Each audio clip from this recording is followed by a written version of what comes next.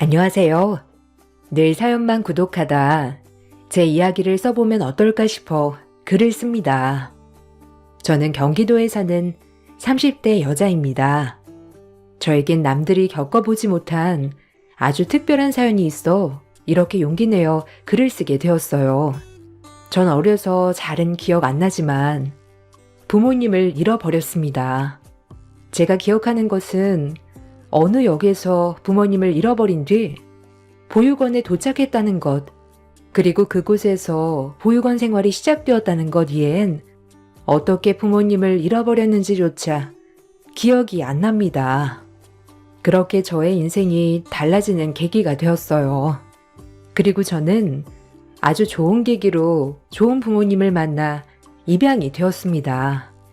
절 입양해 주신 부모님은 친딸 그 이상으로 저를 키워주셨어요. 그렇게 새로운 부모님과 함께 살아가게 되었네요. 그게 아마 제가 초등학교 들어가기 전 같아요. 친부모님은 아니었지만 정말 사랑으로 키워주셨기 때문에 저에겐 친부모님이나 마찬가지였죠. 참 행복했습니다. 이제 우리 집에 가서 같이 살자. 이제부터 아줌마 아저씨가 우리 나리 엄마 아빠야. 알겠지? 앞으로 잘 살아보자. 그럼 저 이제 아줌마 딸하는 거예요? 그럼 거기 가면 불고기도 많고 잡채도 주고 먹고 싶은 거 실컷 먹을 수 있는 거예요? 아, 그럼. 우리 나리가 먹고 싶은 거면 이 아빠랑 엄마가 뭐든 다 해주지. 이것뿐만 아니라 사달라는 것도 다 사줄 거야, 이제. 우와, 신난다. 저 그럼 아줌마 아저씨 따를래요. 원장 선생님, 저 이제 이 아저씨 아줌마네 가서 사는 거래요. 날이 이제 다른 집 가서 살아도 선생님 잊으면 안 된다. 우리 착한 날이 가서 건강하고 행복한 일만 가득하렴. 절 입양해 주신 부모님은 동네 시장에서 조그만 순댓국집을 하셨어요. 그래도 털을 잘 잡은 덕분인지 동네에서는 인기도 있고 명성도 있는 순댓국집이었죠. 집이 엄청 부유하진 않았지만 부모님은 제가 하고 싶은 거는 뭐든 하게 해주셨네요. 그렇게 저는 사랑을 듬뿍 받고 자랐어요. 입양이 돼서 부모님의 권유로 이름도 바꾸게 되었고요. 학교에 다니면서 엄마 아빠에게 집중적으로 사랑을 받는 느낌이 이런 것이구나라고 몸소 느끼며 살았어요. 어느 날 어느 여자애들이 다 그렇듯 자연스레 피아노 학원을 가게 되는 날이 있었는데 그 길로 전 피아노에 매료되어 피아노를 전공하게 되었습니다. 넉넉하지 않은 형편에 예체능을 하는 게 쉬운 건 아니었지만 부모님은 하나밖에 없는 딸, 하고 싶은 게 있다면 집이라도 팔아서 해주시겠다고 했죠. 그렇게 전 피아노 전공을 하게 되었어요.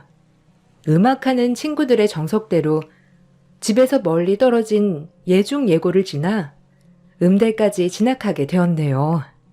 그만큼 피아노에 열정이 가득했습니다. 물론 학교를 다닐 때는 아빠가 많이 태워다 주셨어요. 집에서 학교가 멀었기 때문이죠. 정말 친딸만큼 귀하게 자랐네요.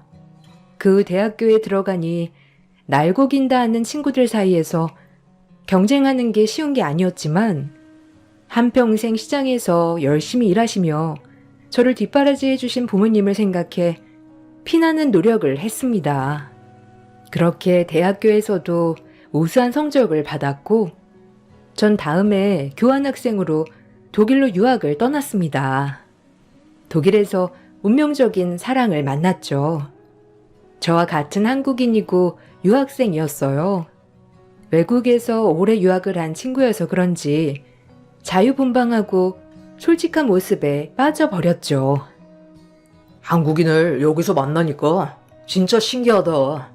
종종 보긴 했지만 거의 말이 통하지 않았거든. 넌 진짜 말이 잘 통하는 것 같아. 나도 마찬가지야. 이렇게 외국에서 친구를 만나게 될 줄이야. 오빠의 마인드는 진짜 긍정적이고 배울 게 많은 사람 같아. 너야말로 진짜 부모님한테 사랑을 엄청 받은 게 느껴져. 긍정 에너지가 와닿는달까? 내가 긍정적인 친구를 좋아하거든. 진짜? 고마워. 사실 우리 부모님은 친부모님이 아니야. 초등학교 가기 전에 보육원에서 날 입양하셔서 지금까지 키워주셨거든. 뭐 친부모님이나 마찬가지지. 한 번도 엄마 아빠가 날 입양했다고 생각이 들진 않을 정도로 늘 잘해주셨거든. 덕분에 긍정적인 성격도 갖게 되었고. 와, 진짜 놀라운데? 사실 나도 우리 엄마 아빠한테 입양되었거든. 나 이 사실 처음 말해봐. 어떻게 이런 우연이 다 있지? 아, 정말? 아, 진짜 그러네. 나도 한국 친구들한테는 한 번도 말한 적 없는 얘기야. 이게 통했나 봐. 오빠한테 술술 말하게 되네. 입양 시기도 비슷해. 나도 초등학교 가기 전에 입양되었어. 다행히 우리 부모님도 형이랑 차별 없이 키워주셨거든. 오히려 형이 더 구박을 많이 받을 때도 많았지. 그래서 부모님한테 늘 감사한 마음으로 살고 있어. 이렇게 키워주시고 공부시켜 주셨으니까. 그러게, 진짜 훌륭하시다.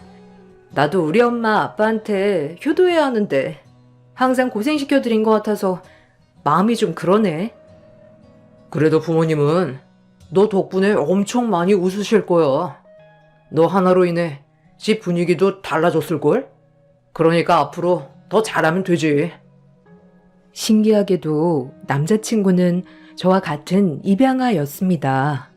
아무에게도 말하지 못하는 제 비밀을 공유할 수 있다는 기쁨 또한 컸네요. 남자친구도 부모님의 사랑을 듬뿍 받고 자랐다고 했어요. 저 또한 마찬가지였고요. 그렇게 저희는 사랑에 빠졌습니다. 너무 신기하다, 진짜. 나 진짜 부모님 사랑 엄청 받고 자랐거든. 오빠도 마찬가지라니까 너무 신기한 거 있지? 우린 운명인가 봐. 그러게. 정말 신기하다. 내가 여기 유학 온 것도, 네가 교환학생으로 오게 된 것도, 모든 것이 다 진짜 인연 같아. 저희는 서로에게 스며들었습니다. 저의 독일 생활은 행복했어요. 교환학생 기간이 끝나고 전 한국으로 돌아가야 했고, 저희는 미래를 약속했어요. 꼭 한국에서 다시 만나기로. 남자친구도 곧 졸업을 앞둔 시점이어서 더 가능한 일이었죠. 그리고 한국에 먼저 들어온 저는 이제 졸업을 하였어요. 여건이 되면 유학 생활을 더 하고 싶었지만 더 이상 부모님에게 부담을 드릴 수가 없기에 취업처를 알아봐야 했죠. 그러나 현실의 벽은 너무 높았어요. 늘 상위권 성적만을 유지하였지만 유학 생활 동안 교환학생이 전부인 저를 오라는 곳은 많이 없었죠. 전 그렇게 간간히 입시학생들 레슨을 봐주며 생활비를 충당했습니다. 그렇게 입시학생들을 봐주면서 가르치는 것에 대한 희열을 많이 느꼈네요. 제가 지도하는 학생들이 좋은 예고에 붙거나 대회에서 입상을 하는 것을 보며 피아니스트가 아닌 지도자의 꿈을 갖게 되었죠. 그러면서 자연스레 학원도 차리게 되었어요.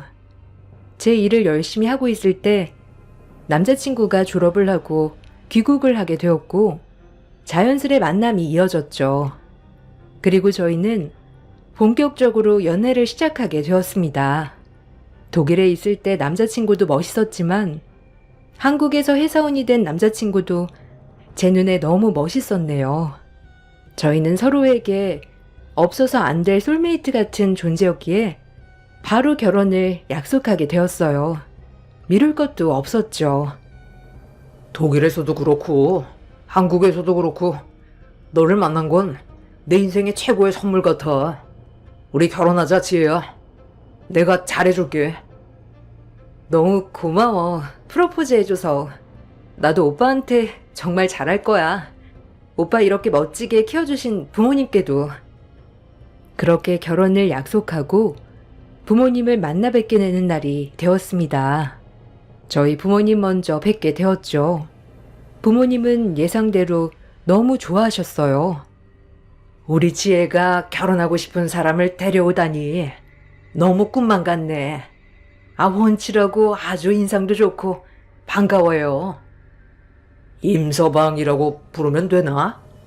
아직 빠르나? 우리 지혜가 마냥 어린 줄 알았는데 이제 결혼할 때도 됐다니.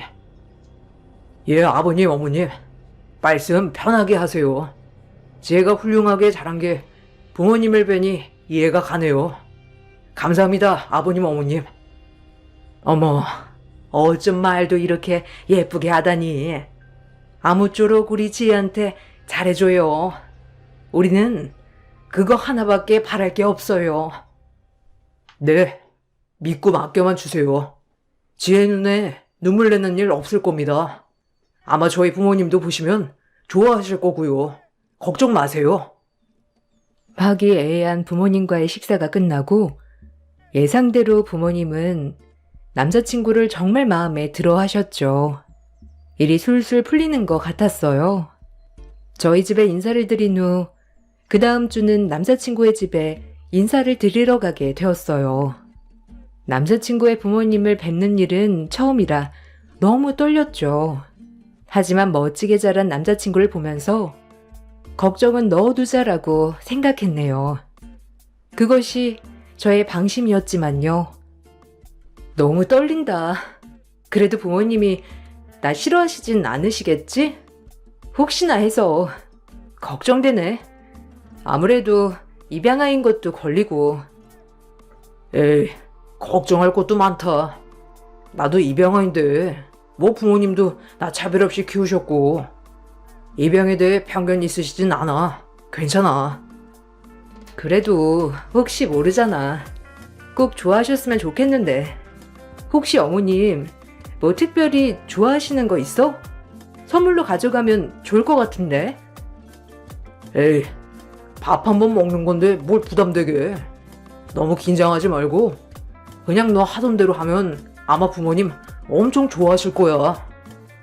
남자친구의 응원 덕분인지 긴장감은 조금 사라진 채 부모님을 뵙게 되었어요.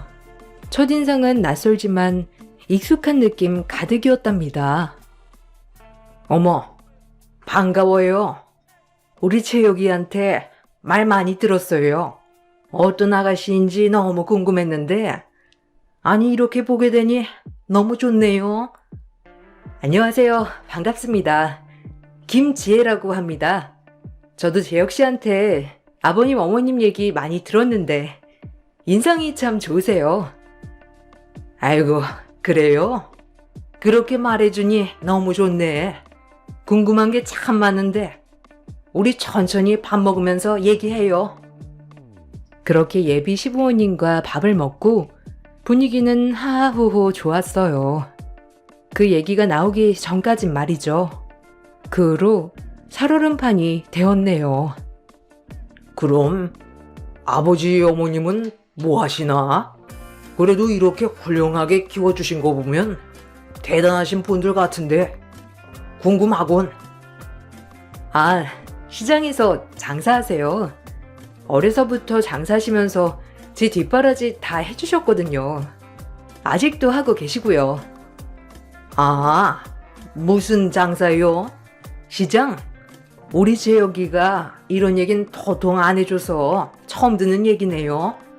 그럼 시장 같은 거 하는 건가요? 네. 순댓국집 하세요. 어려서부터 하셨던 거라 단골들도 많으시고 시장에서 오래 하셨거든요. 그래서 저 이렇게 키워주신 거고요. 제 말이 끝나기가 무섭게 예비 시부모님은 표정이 돌변했습니다. 표정이 돌변할 뿐만 아니라 그 즉시 자리에서 일어나셨죠. 더 이상 긴 말 필요 없겠네요. 아가씨, 잘 돌아가요. 더 이상 할 얘기 없을 것 같으니. 재혁아, 우리 간다. 이따 집에서 보자. 예비 시아버진 헛기침을 하시곤 못마땅한 얼굴로 저를 바라보셨고 예비 시어머니는 저렇게 말을 하시곤 두 분이 자리를 일어나셨습니다. 그리고는 식당 문을 나가셨죠. 순간 제가 어안이 벙벙해지며 이게 무슨 일인지 사태 파악을 하고 있을 무렵 남자친구는 곤란하다는 듯이 저에게 미안하다고 하기 시작했죠.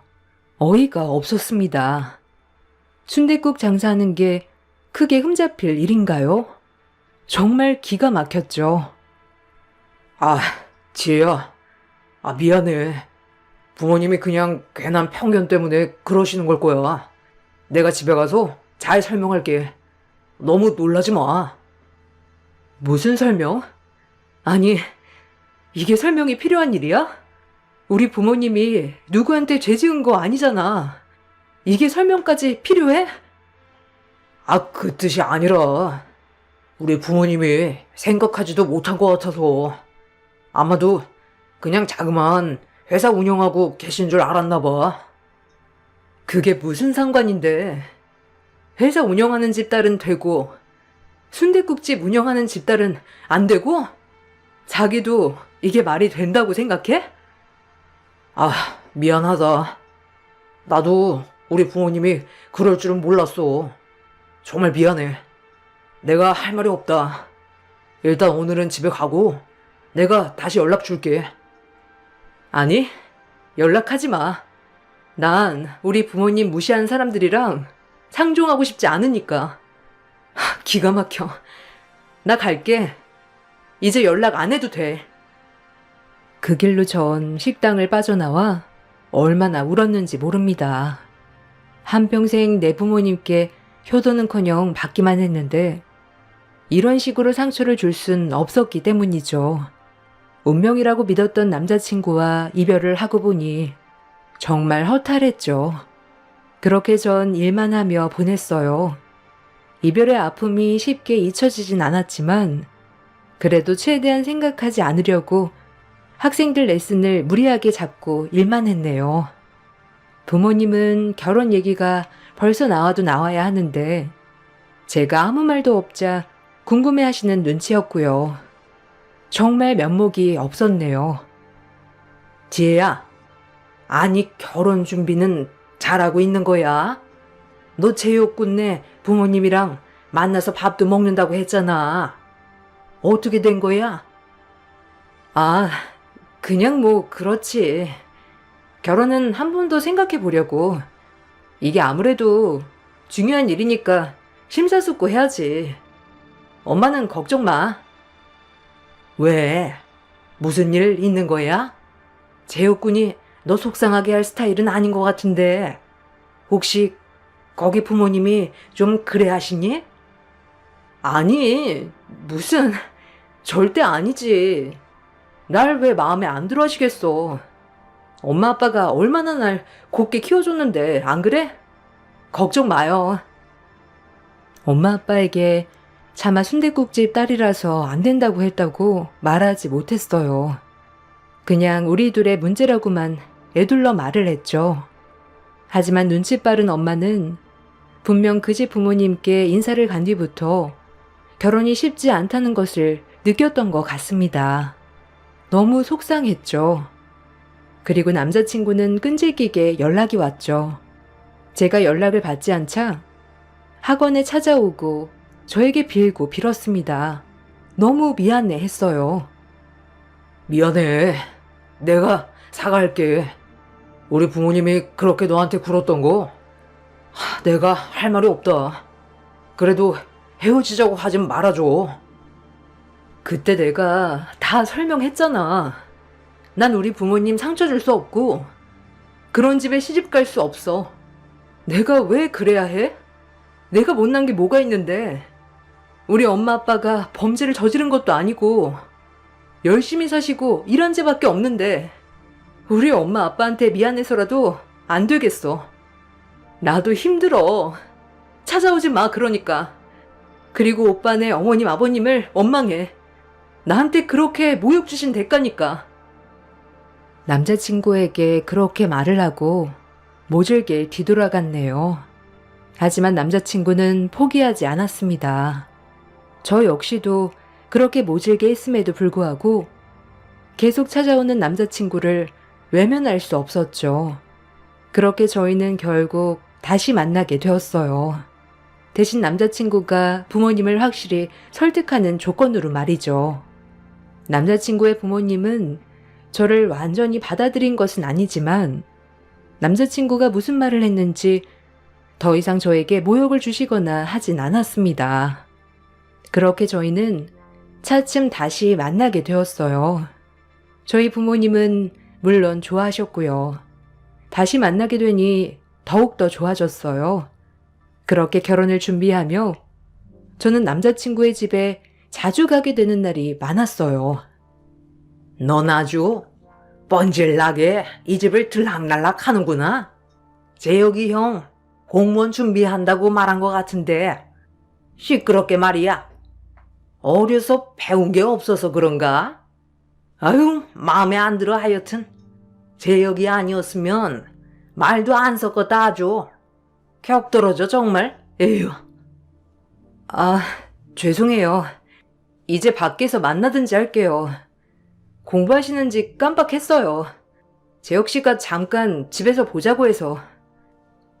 너네 아빠 엄마 시장에서 장사하느라 너 그렇게 가르친 건 아니고? 아니면 보육원에서도 안 가르쳐줬니? 기본 매너. 늘 저런 식으로 볼멘 소리를 하셨지만 그냥 참고 넘겼어요. 남자친구와 만나면 만날수록 더 이상 헤어지지 못할 것 같았거든요. 시부모님은 저희 집이 순댓국집이라서 싫어하는 거였습니다. 정말 단순했어요. 본인 아들도 입양아 출신이지만 본인들은 교육자이니 어려서부터 잘 키웠다 이거죠. 너무 모순이었어요. 본인들은 입양을 해도 잘 키우고 식당하는 부모님들은 못 키운다는 그런 고정관념. 간간히 집에 가면 남자친구의 형님과도 마주쳤지만 딱히 대화는 없었고요. 간혹 형님이 절 빤히 쳐다보고 하셨지만 공무원 준비를 집에서 오래 하다 보니 사회성이 없어서 그런가 보다 했네요. 별다르게 생각하진 않았고요. 남자친구에게 듣기로는 형은 부모님들의 친자식이었고 어려서부터 공부하는 담을 쌓아 지금 졸업 후 계속 공무원 준비만 하고 있다고 들었어요. 그래도 집이 부유하여 언젠간 시업에 붙으면 된다는 마인드라고 했고요. 참 속으로 한심했죠. 그런 사람들이 우리 부모님을 욕할 수 있는지 싶었거든요. 기분은 너무 나빴지만 철저히 남자친구만을 위해 참았어요. 한편으론 남자친구 부모님께서 저와 같이 남자친구도 입양하여 키웠으니 내심 속으로는 인품이 훌륭하실 거다라고 합리화하면서 말이죠. 차마 부모님께는 부모님 직업이 마음에 들지 않아서 나를 안 좋아하신다고 말하지 못했네요. 부모님은 제가 그 집에서 사랑받는 줄 아셨죠. 그렇게 저희는 결혼 준비를 해나갔습니다. 어머님이 준비해오라는 예단이 무리가 많이 갔지만 저도 이제 어엿한 사회인으로서 돈도 모아둔 상태였고 학원이 입소문을 타 잘 되고 있었기에 예단을 해가는 것은 문제가 되지 않았어요. 그리고 남자친구가 본격적으로 본인의 형과 같이 셋이 식사를 한번 하자고 하더라고요. 이제 결혼할 사이니까 자주 봐야 되지 않겠냐며 말이죠. 항상 남자친구 집에만 가면 형은 방에서 공부를 하고 있거나 도서관에 가 있던 상태였기 때문에 친해질 기회가 될 것 같아 좋았죠. 그리고 같이 밥을 먹기로 한 날이 다가왔어요. 형과 처음으로 이렇게 오래 대화를 해본다니 좀 설레기도 했습니다. 너무 폐쇄적인 사람이라고 생각했기 때문이죠.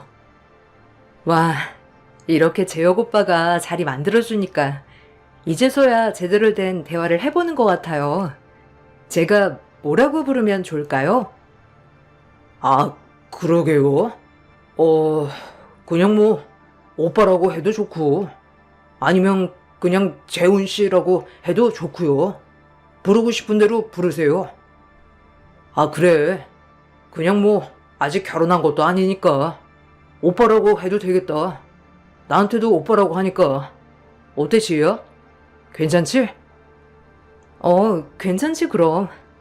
네, 그럼 그냥 편하게 오빠라고 할게요. 그래도 재혁 오빠랑 되게 우애가 좋아 보이셔서 너무 보기 좋아요. 아, 네 뭐 재혁이가 저희 집에 온 후로 집이 정말 달라졌거든요. 그전엔 좀 우울하고 뭐랄까 하여튼 그랬었어요. 재혁이가 은인이죠. 부모님도 재혁이 덕분에 많이 밝아지셨고 그래서 진짜 고마운 동생이에요. 그리고 밝은 지혜씨 만나서 더 좋고요. 의외로 남자친구의 형은 말도 잘하고 재밌는 사람이었어요. 항상 방 안에서 공부만 하는 모습을 보다가 이렇게 말도 잘하고 하는 모습을 보니 내가 그동안 생각했던 게 다 틀렸다고 생각도 들었네요. 그리고 저와 똑같은 왼손잡이라 더 신기했어요. 왼손잡이세요? 저도 왼손잡인데 어렸을 땐 고치려고 해도 잘 안 되더라고요. 그래서 그냥 이젠 편하게 왼손으로 잡아요. 아, 저던데 신기하네요. 아, 지혜씨도 재혁이랑 마찬가지로 입양하라고 들은 것 같은데 이런 얘기 괜찮은가요? 아, 그럼요. 특별히 숨길 것도 아니고 정말 부모님이 잘해주셔서 오히려 긍정적으로 잘 자랄 수 있었던 것 같아요. 아, 그럼 혹시 친부모님은 아예 기억이 안 나는 건가요? 혹시 어떻게 입양이 되는지 그런 과정 있나요? 에이, 형. 아이, 무슨 그런 일을 꼬치꼬치 묻고 그래. 아무리 동생이 입양하라고 하지만 너무 편하게 물어보는 거 아니야? 아, 괜찮아, 나는. 사실 정말 기억이 안 나요. 그냥 부모님을 잃어버린 것 같고, 그냥 보육원이고, 그리고 입양된 거거든요. 그 전에 기억이나 이런 것들이 잘 생각이 안 나서 저도 그게 참 의문이긴 하죠. 참 바보 같죠?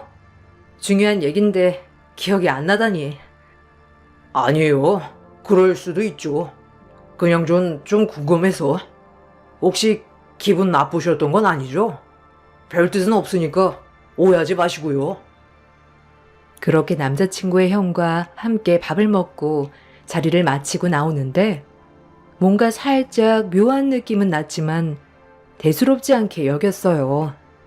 처음으로 많이 대화를 해본 것도 신기했고요. 이제 정말 가족이 되려나 보다 싶었네요. 그리고 저희는 곧 상견례를 준비했어요. 혹시라도 그쪽 부모님이 우리 부모님에게 신뢰를 범해 우리 부모님의 기분이 나빠지진 않을까 걱정했지만 남자친구가 부모님께 신신당부를 하겠다고 하였죠. 하지만 역시 변하진 않았어요. 본인들이 교육자라고 해서 순댓국 장사를 무시하는 행동은 변하지 않았습니다. 상견례 당일 부모님께서 먼저 식당에 들어가셨고 전 따로 들어가려고 했었죠. 그리고 전 식당 마당에서 남자친구 부모님을 마주쳤습니다. 남자친구 부모님의 모습을 보고 멘붕이었네요. 아주 어이가 없었습니다. 정말 저희 집을 무시해도 유분수지 입이 다물어지지 않았죠. 오셨어요? 근데 혹시 사정이 있으셨나요? 아버님 옷차림이랑 어머님 옷차림이 어디 갔다 오신 것 같은데 아닌가요? 예비 시부모님의 옷차림은 가관이었죠. 어머님은 등산복에 아버님은 조기축구의 유니폼을 입고 오신 거였습니다. 저희 엄마 아빠는 오늘 상견례 자리에 나온다고 때 빼고 광내고 제가 옷도 마련해드리고 그렇게 설레는 마음으로 나오셨는데 참을 수가 없었죠. 뭐 대단한 집이라고 가져 입고 오냐? 그냥 편하게 밥 한번 먹는 자리인데 안 그러냐? 아마 그쪽 바간 양마들도 이게 더 편하실 테고. 아빠, 엄마, 이게 뭐예요? 지금 지혜네 부모님은 격식 있게 차려입고 오셨는데 꼭 이러셔야만 했어요? 엄마 아빠 원래 그런가요? 재혁이 너 아주 체만 나고 편했어. 말대꾸 한번 하지도 않던 착한 우리 아들이 재 만나고 따박따박 말대꾸를 하질 않나? 정말 너무들 하시네요. 차라리 이 결혼 죽어도 못 시킨다고 하시지. 꼭 이렇게 저희 부모님께 모욕을 주셔야만 하나요? 그렇게 입씨름을 하고 있을 때 예비 시아버님과 시어머님은 제 말이 끝나기도 전에 식당에 들어갔습니다. 더 이상 들을 필요도 없다는 듯이 말이죠. 그렇게 저희 부모님과 인사를 나누셨고 저희 아빠 엄마는 표정 관리가 되지 않아 어쩔 줄 몰라 하셨어요. 아유, 안녕하세요. 지혜 애비 되는 사람입니다. 처음 뵙겠습니다. 아이고, 운동하시나봐요. 건강해 보이시고 너무 좋은데요? 애써 운동복 차림에 대해 좋게 포장해서 말하는 아빠를 보니 마음이 무너져 내릴 듯 아파졌죠. 과연 제가 엄마 아빠에게 입양이 되고 효도를 한 적이나 있나 싶을 정도로 죄책감이 들었습니다. 매번 상처만 드리는 것 같아 너무 죄송했네요. 그렇게 눈물을 참았어요. 네, 안녕하십니까? 아, 뭐 편하게 왔습니다. 그냥 밥 한번 먹는 자리인데 빼볼 필요 있나요? 그럼 앉으시죠. 아, 네. 그러시군요. 그렇죠, 뭐. 편한 게 좋죠. 그럼 애들 결혼은 언제쯤 하는 게 좋을까요? 혹시 생각해 두신 날짜 있으세요?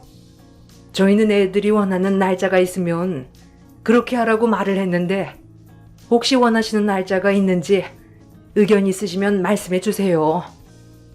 날짜요? 아직 생각을 안 해봤는데 그래도 한 3, 4년은 만나봐야 하지 않을까요?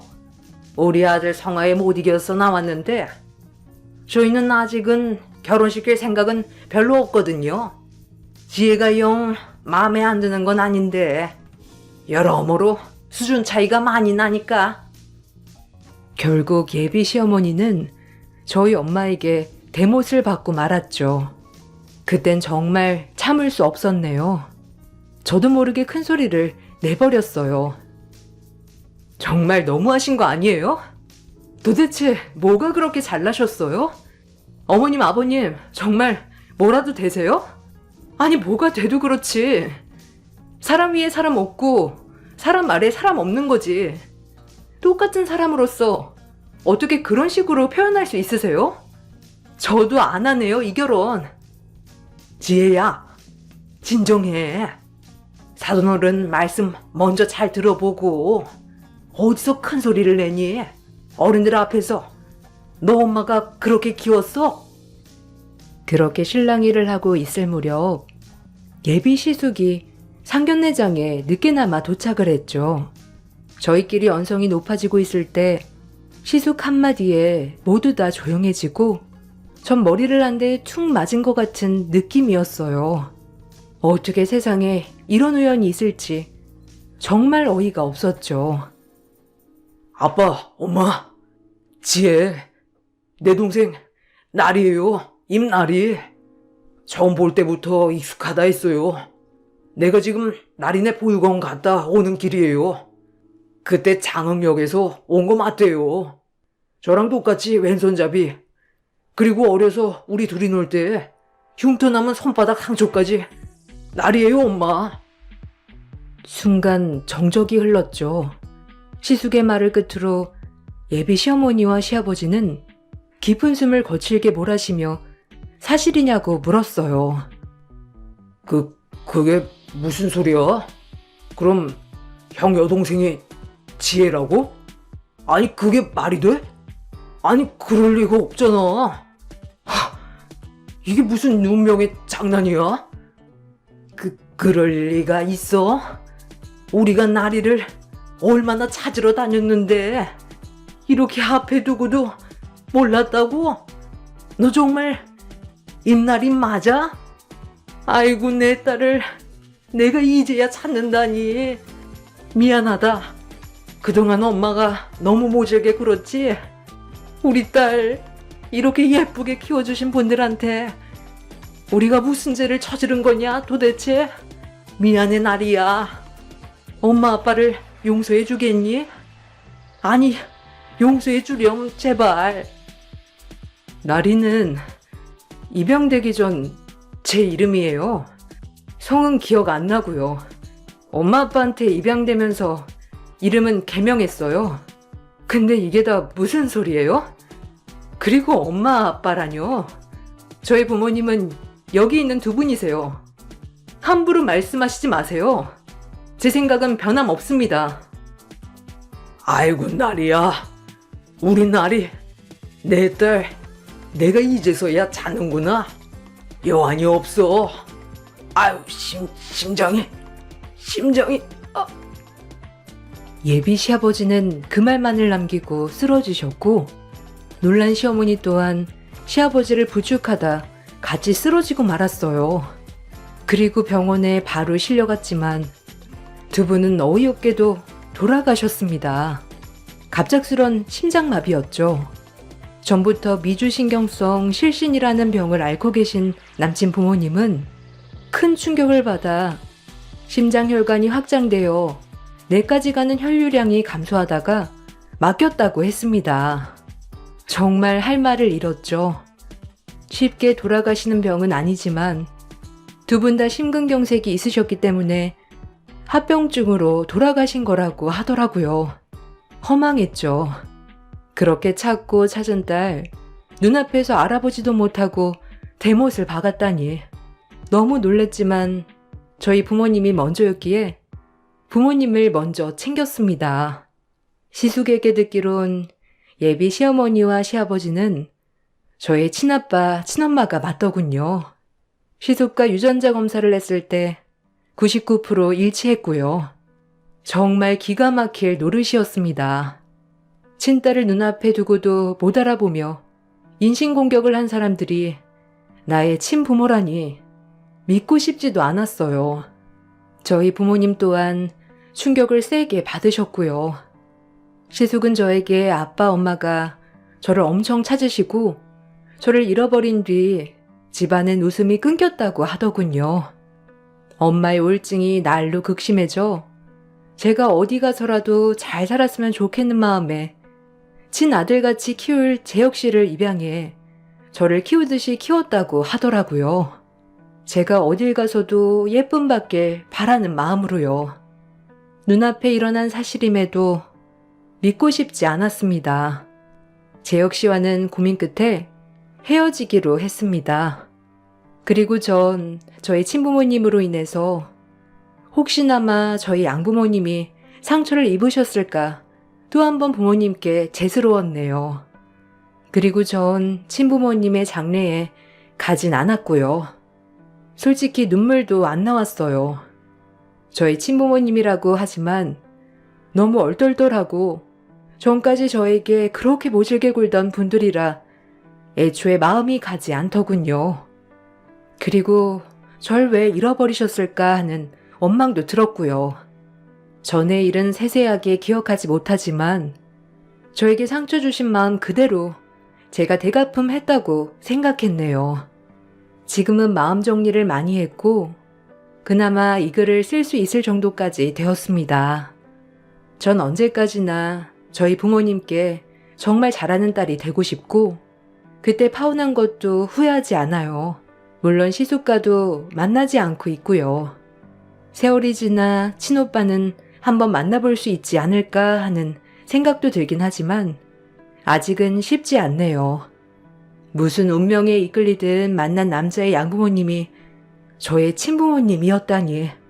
아직도 믿기지 않지만 앞으로 제가 살아갈 날이 더 많으니 그냥 하나의 추억으로 간직하려 합니다.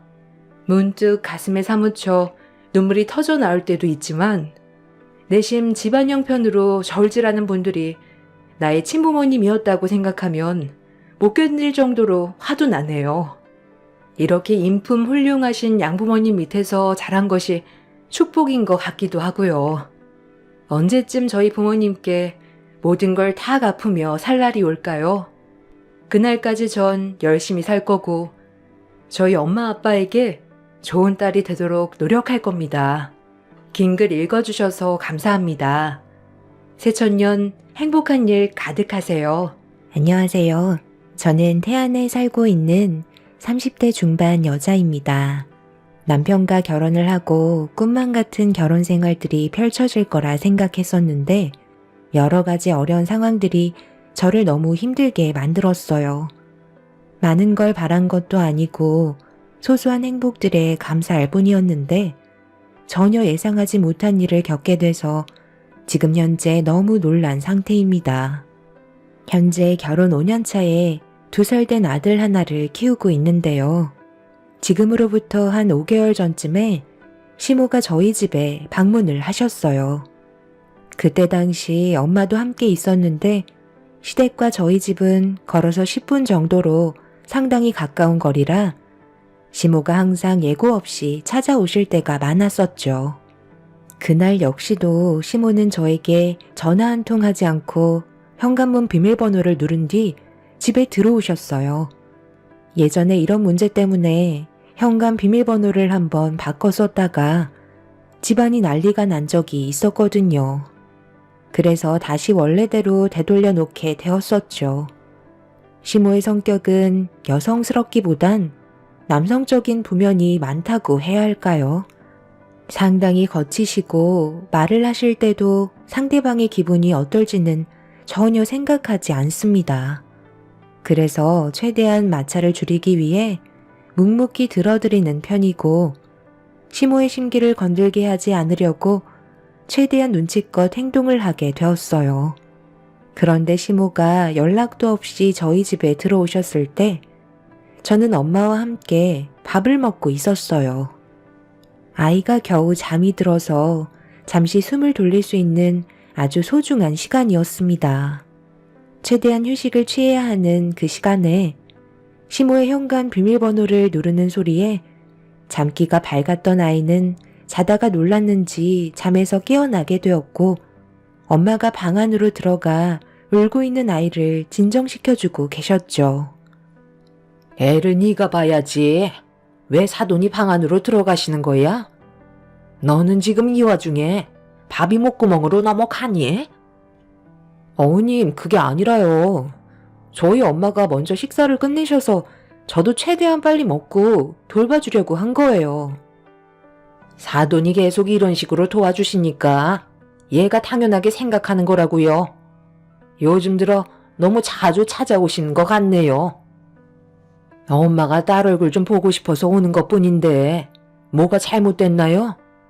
그러는 사돈은 왜 연락도 없이 찾아오신 거예요?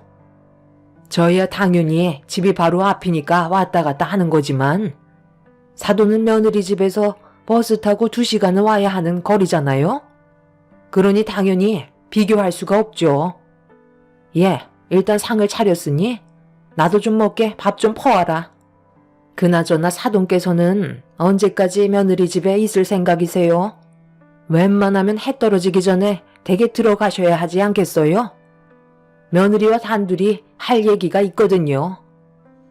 그건 제가 알아서 할 테니 신경 안 쓰셨으면 좋겠네요. 그리고 할 얘기가 있으시면 그냥 하세요. 무슨 비밀 얘기를 하시려고 저를 꼭 내보내려 하시나요? 괜히 제 딸에게 안 좋은 말씀 하실까봐 오늘은 아예 여기서 자고 가야겠네요. 엄마와 시모는 서로 안 좋은 시선을 주고받으며 가라앉은 분위기를 조성하고 계셨어요. 저는 밥을 먹다 체할 것 같아 시모에게 밥을 퍼드린 다음 엄마의 품에 안겨있던 아이를 제가 받아 들었습니다. 엄마는 집에 들어가 봐야겠다면서 시모와 얼굴을 붉히는 게 싫으셨는지 자리를 피하려 하셨어요. 그렇게 짐을 챙기신 뒤 현관문으로 나서시려는데 엄마가 현금을 가지고 온다는 걸 깜빡하셔서 집에 쌀이 똑 떨어져 아빠가 오시기 전에 저녁을 차려야 하는데 집에 들렀다 나오는 시간이 안 될 것 같다며 저에게 돈 좀 빌려달라고 부탁을 하셨어요. 그래서 엄마한테 용돈을 드린 지도 꽤 오래된 것 같아 이왕 드리는 거 용돈으로 챙겨 드리려 했는데 지갑을 열었을 때 제 눈에 들어온 건 10,000원짜리 3장 뿐이었어요. 어쩔 수 없이 엄마에게 죄송하다며 30,000원밖에 없다며 건네드렸습니다. 그렇게 엄마는 저에게 고마워하시며 집으로 돌아가셨는데 시모가 저를 빤히 쳐다보시더라고요. 무슨 생각을 하시고 계시는지 알아차리지 못했던 저는 어색한 미소로 시모를 바라봤어요. 너 지금 뭐 하는 짓이니? 시애미가 옆에서 떡하니 보고 있는데 쌀값 3만 원이 웬 말이야? 제정신인 거니? 그게요. 지갑에 현금이 있는 줄 알았는데 3만 원밖에 없어서 저도 당황했어요. 용돈도 챙겨드리지 못해서 죄송할 뿐이네요. 뭐라는 거니? 내 말은 왜 사부인한테 3만 원을 줬냐는 거야? 너는 출가 외인 아니야? 네가 지금 사부인한테 건네준 그 3만 원 누구 돈이야? 네가 직접 일해서 벌은 돈도 아니고 내 아들이 힘들게 회사 생활하며 상사 눈치 보면서 한 달에 얼마 되지도 않는 월급 받은 돈 아니니? 그런데 지금 내 아들의 돈을 한마디 상의도 없이 당연하다는 듯 꺼내주는 게 맞는 거야? 어머님이 말씀하신 대로 제가 저희 엄마한테 건네드린 3만 원이 남편이 힘들게 벌어온 돈은 맞는데요. 그렇다고 제가 크게 잘못했다고 생각되지 않아요. 저도 그만큼 남편에게 최선을 다해 내조하고 있고 이 정도는 충분히 이해해 줄 수 있을 거라 생각하는데요. 어머님께서 제가 3만 원 드린 게 정말 불편하게 생각하신다면 남편이랑 맞벌이 할 때 모아두었던 돈에서 3만 원 채워 놓을게요.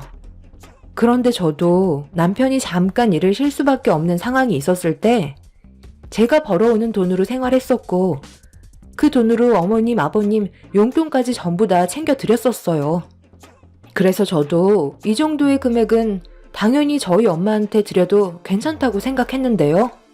용돈도 아니고 당장 현금이 없으셔서 쌀을 사지 못하신다는 건데 이 정도는 이해해 주셔야 하는 거 아닌가요?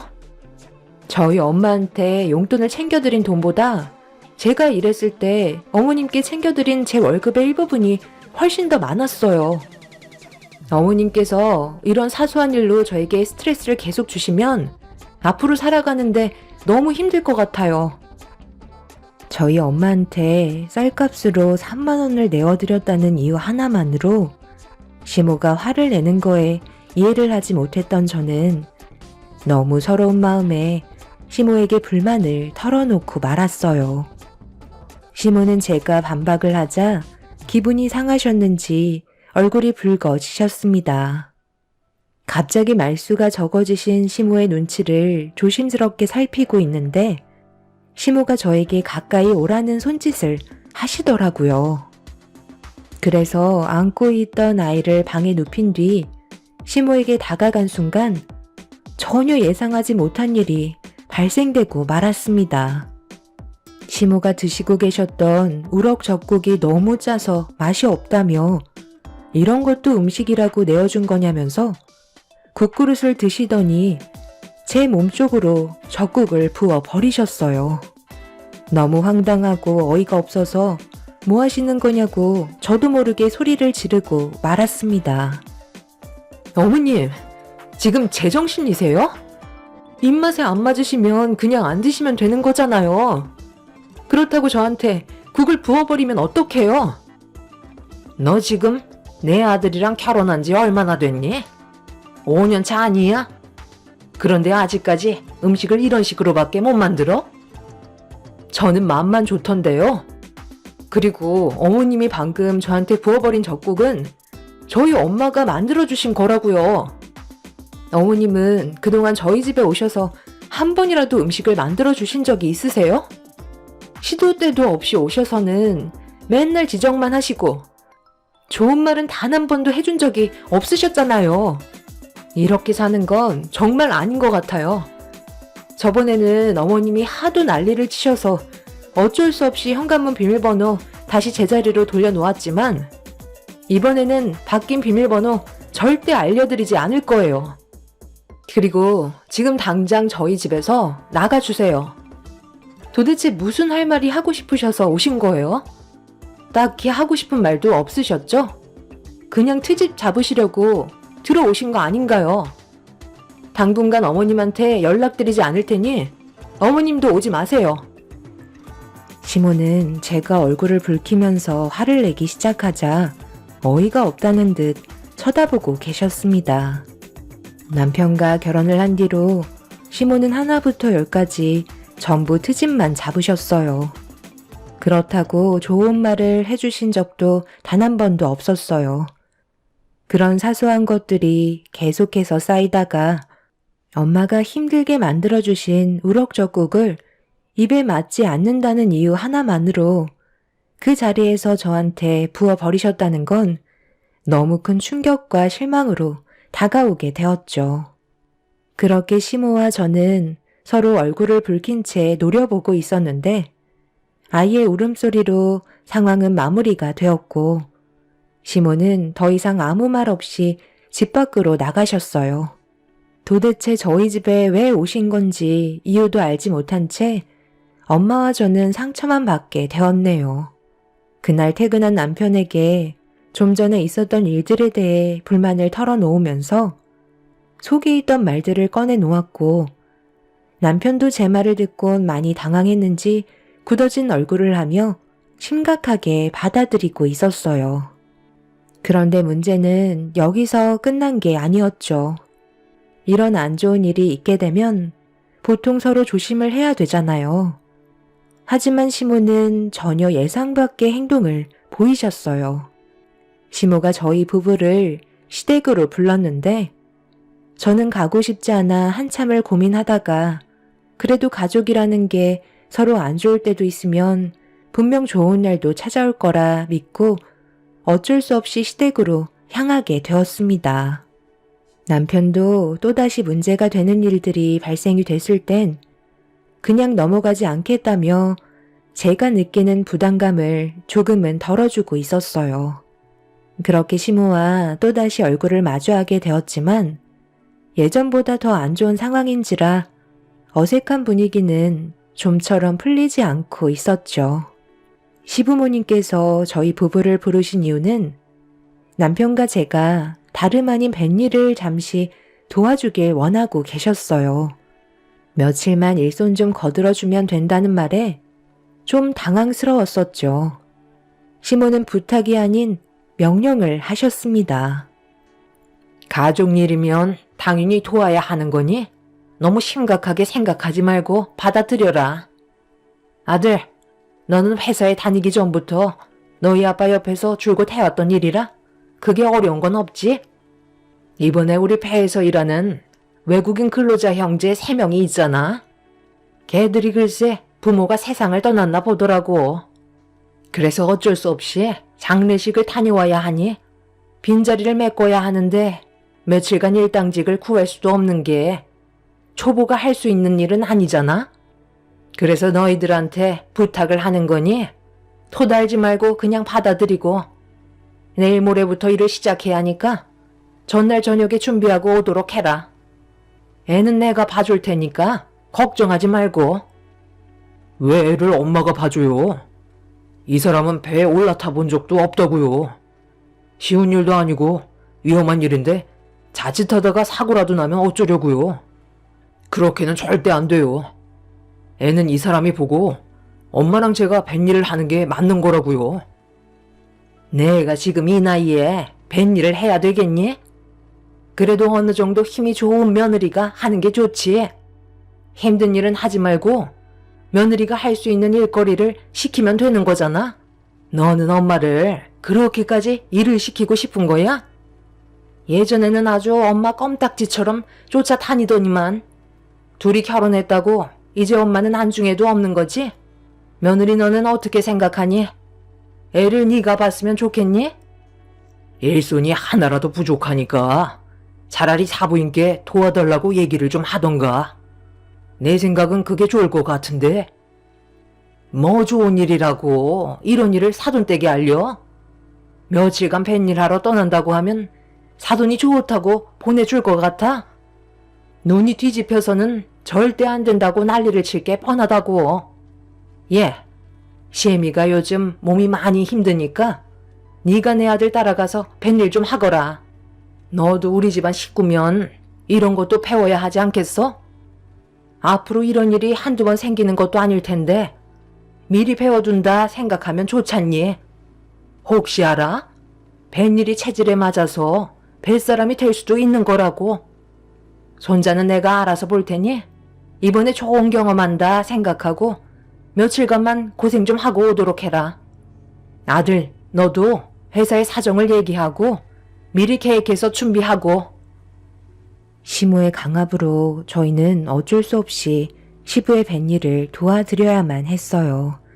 저는 관광배만 타봤지 시부가 일하시는 배에는 단 한 번도 올라탄 적이 없었습니다. 여러 가지 고기들을 잡는 건 알고 있었지만 제가 직접 배 위로 올라가 일을 하게 될 거라곤 전혀 상상하지 못했었어요. 결국 저희 부부는 시부의 일손을 돕기 위해 배 위로 올라타게 되었고 남편은 제가 걱정이 되었는지 아무것도 시키지 않았습니다. 그런데 좁은 배 위에서 남편과 시부가 힘들게 일을 하고 있는데 제가 그냥 보고만 있는 것도 그래서 할 수 있는 건 최대한 도와주려고 노력을 했어요. 정말 다행이었던 건 미리 멀미약도 먹어서 심하게 속이 울렁거리지는 않았습니다. 임신을 했을 때 입덧보다 덜했기 때문에 참을만 했었는데 문제는 바닥이 너무 미끄러웠어요. 처음에는 잘 몰랐는데 물고기를 끌어올리면서 끈적거리는 무언가가 걸어다니는 걸 어렵게 만들었습니다. 거기에다가 점점 높아지는 파도는 저를 더욱더 불안하게 만들기 시작했어요. 그렇게 첫날의 뱃일이 힘들게 끝이 나고 완전 녹초가 되어버린 상태로 집에 들어와 곧바로 쓰러지고 말았네요. 그리고 그 다음날도 동이 트지 않은 새벽 시간에 배를 타고 먼 바다로 나가 파도와 싸우며 남편과 시부가 시키는 대로 움직이면서 일손을 도와주던 도중에 갑자기 현기증이 몰려왔어요. 안 하던 일을 해서 그런지 어지러움이 갑작스럽게 왔었는데 제가 잡고 있던 줄을 놓치게 되면서 순간적으로 넘어지게 되었고 심한 파도의 너울이 제 몸을 통제하지 못하게 만들었습니다. 남편은 넘어진 저를 붙잡아 주려고 걸어오는데 큰 물고기가 잡혔을 때 끌어올리는 갈고리에 제가 굴러가다가 쿵하며 부딪히면서 순식간에 어깨를 관통하게 되었고 너무 고통스러운 나머지 비명을 지르고 말았습니다. 시부와 남편은 그 광경을 보고 살색이 된 얼굴로 모든 일을 중단하고 저에게 뛰어왔어요. 남편이 불안해하면서 몸에 박혀있는 갈고리를 빼내려 하자 시부가 남편을 말리면서 갑자기 빼내면 더 큰일 난다고 그대로 병원에 가야 한다는 충격적인 말을 꺼내셨어요. 갈고리를 빼내는 순간 상처 부위에 더 크게 오염이 될 수 있다며 서둘러 병원으로 가기 위해 급하게 뱃머리를 돌리셨어요. 병원을 가는 동안에도 정말 참기 힘들었던 건 배가 파도에 휘청거리니 계속해서 어깨에 통증을 유발했습니다. 그렇게 2시간 동안 달려서 겨우 선착장에 도착을 했고 저는 거의 실신이 될 정도로 많이 지쳐있는 상태였어요. 선착장에 계시던 분들은 제 어깨에 관통이 된 갈고리를 보곤 경악을 하면서 걱정을 하셨습니다. 시부는 남편에게 서둘러 병원으로 출발하라고 차키를 넘겨주셨고 시부는 곧 뒤따라 가겠다며 조업을 마치지 못한 상황이라 다른 일행분에게 대신 조업을 끝내달라고 부탁을 하고 계셨네요. 그렇게 저는 병원에 도착해 어깨를 관통한 갈고리를 빼내기 위해 상태가 어떤지 살피고 있었는데 꽤 심각한 상황인지 전신 마취를 해야 한다며 치료가 쉽지 않을 거라는 진단을 받게 되었습니다. 결국 저는 수술대 위로 올라가게 되었고 몇 시간 뒤 긴박했던 상황은 겨우 마무리가 되었습니다. 다행히 수술이 잘 끝났다는 진단을 받게 되면서 어느 정도 안심은 할 수 있었지만 몇 달간 한쪽 어깨는 절대 사용하지 말라는 의사의 말을 듣게 되었어요. 어깨는 제가 움직이지 않으려 해도 저절로 움직여지기 때문에 깁스를 한 상태라도 수술 부위에 염증이 생길 수가 있어서 한동안 입원을 하면서 몸의 상태를 살펴봐야만 했어요. 그리고 시부는 저에게 미안하다면서 고개를 들지 못하셨네요. 하지만 제 아이를 들쳐매고 병실로 들어오신 시모는 저를 보며 한심하다는 듯 표정을 보이시며 가까이 다가오더니 한마디 하셨어요. 어쩜 너는 초심성이 그렇게 없니? 베이에서 시키는 대로 하면 되는 건데 다칠 게 뭐가 있다고 지금 이 사단을 만든 거야? 하여간 어디 하나 마음에 드는 구석이 하나도 없어. 괜히 쓸데없는 말 너희 사돈분들 귀에 들어가면 좋을 거 하나 없으니까 당분간 사부인은 집에 출입하지 못하게 네가 얘기 좀 잘 해놔라. 자식이 다쳤는데 어느 부모가 좋아하겠어? 그런데 며칠 지나면 멀쩡해질 것 같구먼. 그렇게 크게 다친 것 같지는 않은데 이 정도가 다행이라고 생각해. 만약 그 갈고리가 어깨가 아닌 머리 쪽을 향했어 봐라. 아유, 생각만 해도 끔찍하다. 그런데 얘는 누굴 닮아서 말을 왜 이렇게 안 듣는 거야? 내 아들은 아기 때도 얌전했었는데 얘는 통제가 안 될 정도로 사방팔방 돌아다니면서 한시도 쉬지 못하게 만들어서 내가 정말 힘들어 쓰러지겠다. 어차피 너는 이제 할 것도 없으니까 네 아들 도로 데려가라. 병원에 입원해 있는 동안 충분히 돌봐줄 수 있잖아. 다행히 왼쪽 어깨가 다친 거니 오른손으로 뭐든 다 할 수 있는 거 아니니? 나는 오늘 급한 모임이 있어서 먼저 가마. 엄마, 지금 어딜 가신다고요? 엄마 때문에 일이 이렇게까지 되어버렸는데 환자한테 이까지 맡긴다는 게 말이 된다고 생각해요? 지금 당장 그 모임 취소하세요. 그리고 엄마가 이 사람한테 강압적으로 일을 시킨 거니 그만큼 엄마도 책임을 지셔야죠. 이 사람의 어깨가 정상적으로 될 때까지 제 아들 돌봐주시고 매일 오셔서 간호까지 책임져 주세요. 아들, 방금 나한테 뭐라고 그랬니? 내가 잘못 들은 거지? 이게 왜 내 책임이야? 본인이 선택해서 배에 오른 건데 그리고 내가 왜 며느리 수발을 들어줘야 하는 거지? 내 몸 하나 간수하기도 힘든데 손자까지 봐줬으면 감사한 줄 알라고. 그러니까 내가 뭐라고 그랬어? 그냥 당신 보고 도와달라고 했잖아. 괜히 하기 싫어서 며느리한테 떠넘겼다가 이게 뭔 일이야? 앞으로 사돈댁 얼굴 어떻게 보냐고. 나중에 이 일을 알기라도 해봐. 그땐 사돈분들이 가만히 있겠어? 언제까지 이 일을 숨길 수 있을 것 같은데? 차라리 하루빨리 알려드리고 고개 숙여 죄송하다고 사과드리는 게 더 큰 일을 막을 수 있는 거야. 계속 숨겨봤자 우리 마음만 불편한 거라고. 나는 지금 이대로 사돈분들 얼굴 절대 볼 수 없을 것 같다.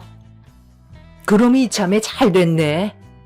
내가 사부인이랑 성격이 잘 맞지가 않아서 얼굴만 보면 싫은 소리가 나오는데 이참에 며느리가 인연 끊으면 되는 거지. 어차피 출가외인 아니야?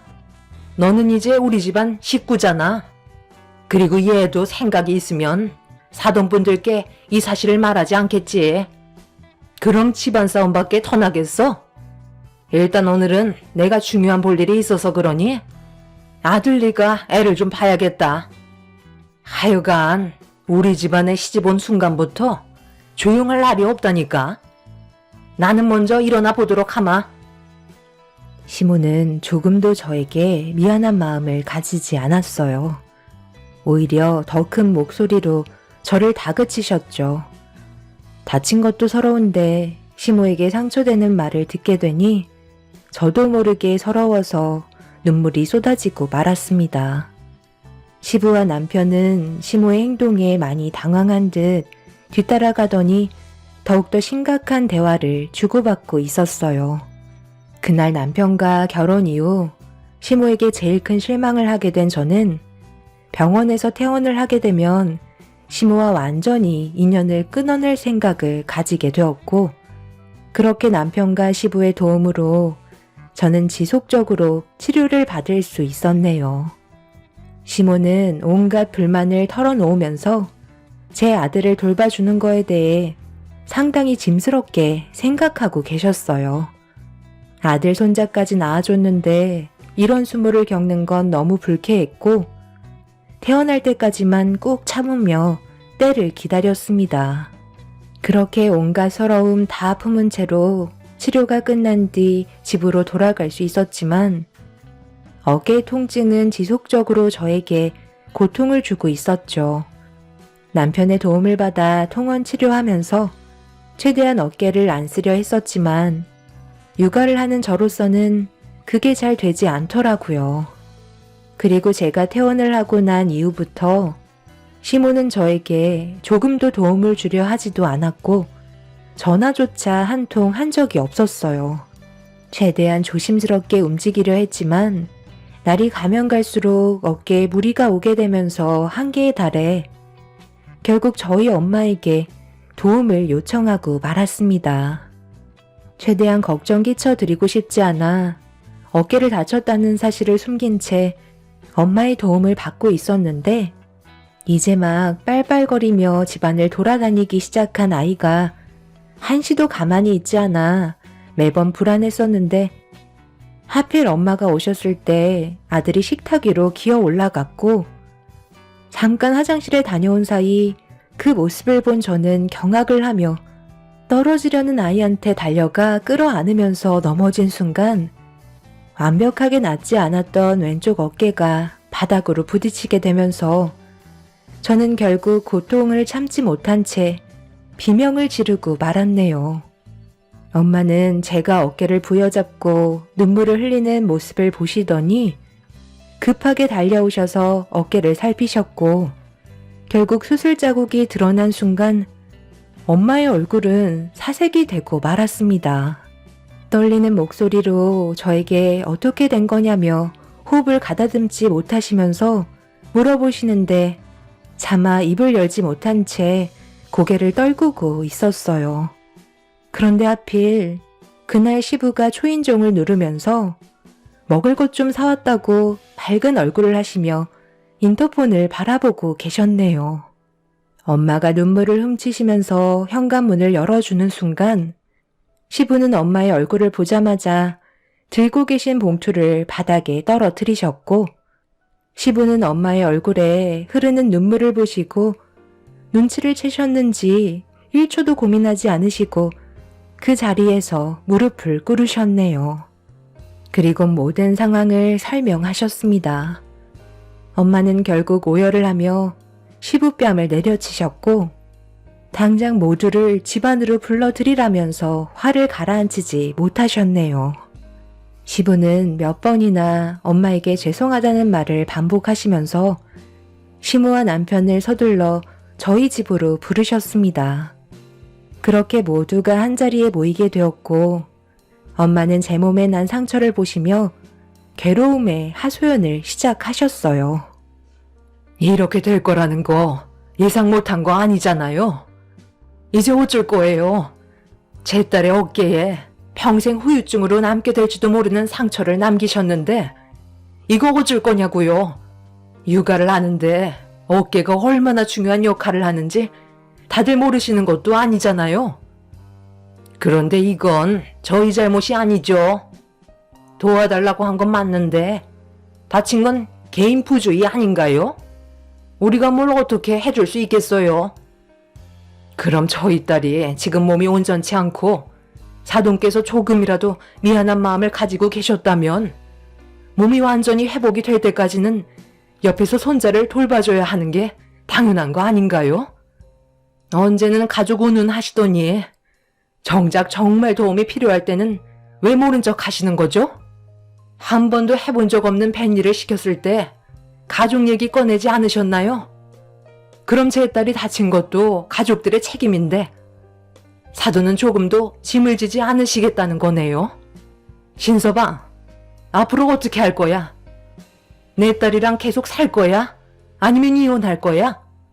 나는 지금 이 상태론 사돈분들의 며느리로 남게 할 생각이 조금도 없는데 당장 선택하게. 말이 좀 심한 거 아니에요? 고작 바늘로 어깨 찔린 거 가지고 엄청 호들갑이시네. 예, 내가 미안하다. 이제 됐니? 지금 그걸 사과라고 하시는 거예요? 고작 바늘로 어깨를 찔렸다고요? 저는 더 이상 어머님의 며느리가 될 생각이 없어요. 여기까지 하겠습니다. 그동안 제가 너무 많은 상처를 받아서 더는 견디지 못할 것 같아요. 당신이 선택해. 나야 어머님이야? 얘가 이참에 아주 나를 집어 삼키려 드네. 감히 심히 머리 위로 올라서겠다는 거니? 그래, 네가 원하는 대로 해라. 인연 끊는다고 내가 무서워할 줄 알아? 아들, 너도 저런 여자 지긋지긋하지? 몸에 하자 생겼는데 데리고 살면 뭐하겠니? 당장 이혼하고 새삼 살아라. 내가 아주 좋은 며느리감 소개해주마. 당신은 뭘 그리 잘못했다고 죄 지은 사람처럼 고개를 떨구고 있어? 당당하게 고개 들고 그만 현실을 받아들이라고. 쟤는 이제 우리 집안의 며느리가 아니야. 제발 그만 좀 해. 당신의 그 억지 때문에 이런 상황까지 치닫게 된 거라고. 내가 애초부터 사과를 드리자고 얘기했을 때 내 말을 들었으면 이렇게까지 심각해지지도 않았을 거라고.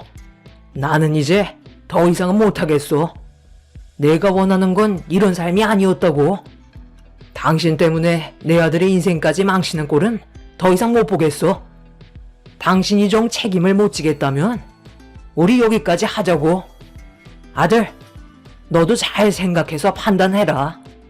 아빠는 여기에서 이만 끝낼 생각이다. 지금까지 살아오면서 당신 때문에 내 인생은 너무 많은 피해를 봤었다고. 시부의 말을 듣던 시모는 어이가 없다는 듯 화를 내셨고 시모는 시부의 뺨에 손을 올려 붙이셨습니다. 시부는 저희 엄마한테 죄송하다며 자리에서 일어나신 뒤 현관문으로 나가셨어요. 남편도 시부의 편에 서서 시모와 함께 할 수 없을 것 같다며 시모를 밖으로 내쫓아 버렸습니다.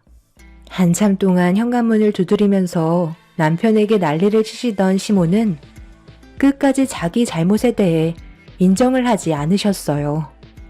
하지만 점점 상태가 심각해지면서 시부는 이혼 서류를 내미셨고 남편도 시모와 인연을 끊게 되자 불안한 마음이 커진 시모는 저에게 전화를 하셨어요.